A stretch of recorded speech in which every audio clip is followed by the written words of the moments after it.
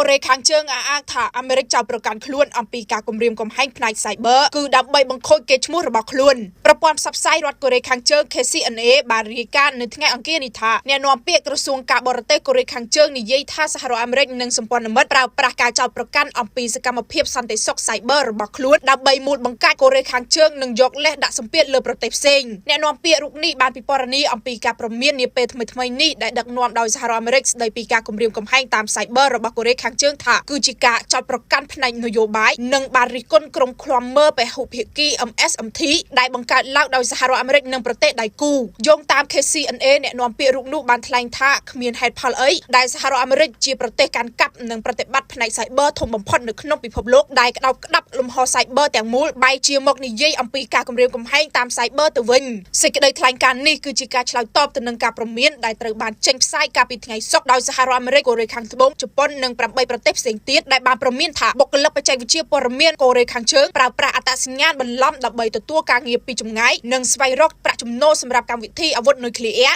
និងមីស៊ីលប៉ាឡេស្ទិករបស់ក្រុងព្យុងយ៉ាងការព្រមាននោះបានលើកឡើងថាបុគ្គលិកទាំងនោះបានប្រើប្រាស់ឧបករណ៍កាន់តែទំនើបដូចជា AI ជាដើមដើម្បីលាក់បាំងសកម្មភាពរបស់ខ្លួនដែលអាចបង្កើតជាការគំរាមកំហែងផ្ទៃក្នុងដល់ក្រុមហ៊ុននានាហើយថែមទាំងបានពាក់ព័ន្ធនឹងការលួចទិន្នន័យការលួចរូបិយប័ណ្ណ Digital ក៏ដូចជាការលួចព័ត៌មានផ្សេងៗផងដែរអ្នកនាំពាក្យកូរ៉េខាងជើងបានចោទប្រកាន់ក្រុង Washington ថាបានធ្វើឲ្យលំហ Cyber ក្លាយជាសមរភូមិយោធាតាមរយៈសមត្ថភាពសង្គ្រាម Cyber និងការធ្វើសមយុទ្ធ Cyber រួមគ្នាជាមួយសម្ព័ន្ធមិត្តហើយបានបញ្ជាក់ថាក្រុងព្យុងយ៉ាងនឹងមិនអត់ឱនចំពោះអ្វីដែលហៅថាជាការប៉ុនប៉ងខាងផ្នែកនយោបាយក្នុងការប្រើប្រាស់បញ្ហា Cyber ជាឧបករណ៍ដាក់សម្ពាធលើប្រទេសផ្សេងឡើយនៅក្នុងបទវិចារណកថាដាច់ដោយឡែកមួយដែលចុះផ្សាយដោយ KCNA កាលពីថ្ងៃអង្គារអ្នកវិភាគយោធាកូរ៉េខាងជើងម្នាក់បានចោទប្រកាន់អាមេរិកកូរ៉េខាងត្បូងនិងជប៉ុនថាបានកែប្រែសមយុទ្ធជើងទឹក RIMPAC ដែលដឹកនាំដោយអាមេរិកឲ្យទៅជាការហាត់សមសម្រាប់ការឈ្លានពានហើយបាននិយាយថាកិច្ចសហប្រតិបត្តិការយោធាកើនឡើងរបស់ពួកគេ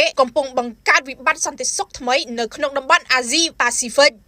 អបអរសាទរគម្រប់ខួប3ឆ្នាំនៃក្រុមហ៊ុនអាកាសចរ Air Asia Cambodia លោកអ្នកនឹងមានឱកាសរង្វាន់ដែលគ្រាន់តែហោះហើរចាប់ពីថ្ងៃទី12មិថុនាឆ្នាំ2026រហូតដល់ថ្ងៃទី28មេសាឆ្នាំ2027រង្វាន់រួមមានសំបុត្រយន្តហោះទៅមក30រង្វាន់ទូរស័ព្ទ iPhone 17 Pro Max 8គ្រឿងម៉ូតូ Vespa S125cc 2គ្រឿងនិងរង្វាន់ធំដ៏អស្ចារ្យ Condo Diamond Bay Garden មួយបន្ទប់ព្រមទាំងរង្វាន់ផ្សេងៗជាច្រើនទៀត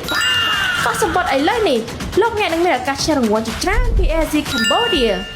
លក្ខខណ្ឌផ្សេងៗត្រូវបានអនុវត្ត